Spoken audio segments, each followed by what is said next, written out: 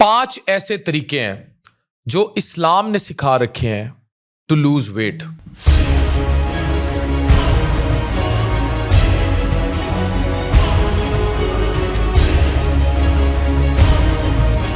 وزن بڑھتے جا رہے ہیں، فیٹی لیور، موٹاپا، بیماریاں عام ہیں۔ دنیا بھر کے ڈائٹ پلانز ہیں، لیکن بہترین ڈائٹ پلان 1400 سال پہلے حضرت محمد صلی اللہ علیہ وآلہ وسلم کی سنت کے ذریعے۔ یہ بڑی اہم ویڈیو ہے، اس کو شیئر اس لیے کیجیے گا تاکہ لوگوں کو سمجھ آئے کہ جو ہم دین سے دور ہو گئے ہے دل کے لیے موت، مشینوں کی حکومت، احساس مروت کو کچل دیتے ہیں آلات۔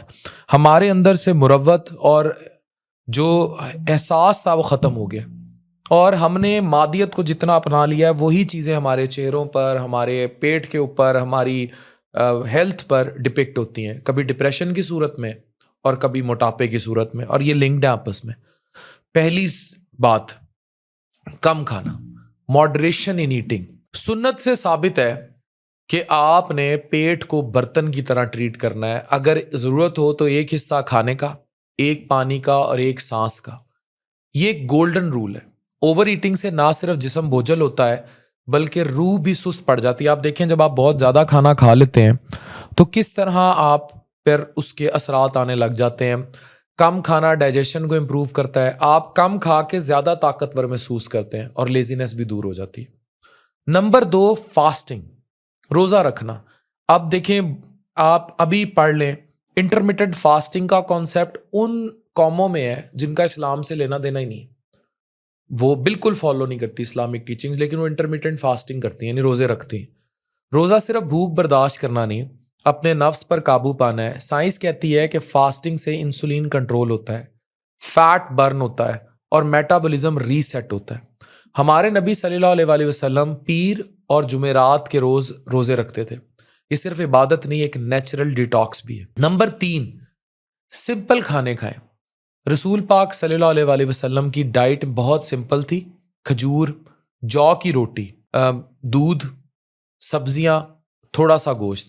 انہوں نے کبھی یہ، اب چلیں موجودہ دور ہے لیکن کبھی بھی اس طرح نہیں ہوا تھا کہ یہ جو ہم اب اڈیپٹ ہی کر چکے ہیں پروسیسڈ فوڈز یا یہ ہائی فرائیڈ آئٹمز، اس طرح کی لگژری ایون اگر ان کے دوروں میں بھی تھا تو یہ بہت زیادہ تیل اور اس کا استعمال نہیں ملتا، وہاں بہت زیادہ کفایت شاری ملتی ہے۔ ہمیں یہ سمجھنا ہے کہ نیچرل اور پیور کھانا صرف ویٹ کنٹرول نہیں کرتا بلکہ برکت اور سکون بھی عطا کرتا ہے۔ نمبر 4، واکنگ اور موومنٹ۔ نبی پاک صلی اللہ علیہ وآلہ وسلم تیز چلتے تھے اور صحابہ ان کے ساتھ اکثر پیدل سفر کرتے تھے۔ انہوں نے فرمایا، جو شخص اپنے گھر سے وضو کر کے مسجد جاتا ہے اس کا ہر قدم ایک گناہ مٹاتا ہے اور درجہ بڑھاتا ہے۔ واکنگ نہ صرف عبادت ہے بلکہ سمپل ایکسرسائز بھی ہے، اس سے کیلریز برن ہوتی ہیں اور دل مضبوط ہوتا ہے۔ نمبر 5، کنسسٹنسی، لگاتاریت اور نیت۔ اسلام کہتا ہے کہ ہر عمل نیت پر ڈیپینڈ کرتا ہے۔ اگر آپ ویٹ کم کرنا اللہ کے لیے چاہتے ہیں اور اپنے جسم کی امانت میں خیانت نہیں کرتے تو یہ عمل بن جاتا ہے۔ ویٹ لاس صبر اور لگاتار کوشش کا سفر ہے، یعنی آہستہ آہستہ مگر کنسسٹنٹ رہیں۔ سنت بھی یہی سکھاتی ہے۔ تو اسلام نے ہمیں کلیئر میسج دیا ہے، کھاؤ مگر اعتدال سے، روزہ رکھو مگر اچھی نیت کے ساتھ، چلو مگر شکر کے جذبے کے ساتھ۔ اور مجھے آپ خود بتا دیں، اس سے بڑے فٹنس رولز اگر کوئی اور ٹرینر بتاتا ہے تو مجھے بتا دیں۔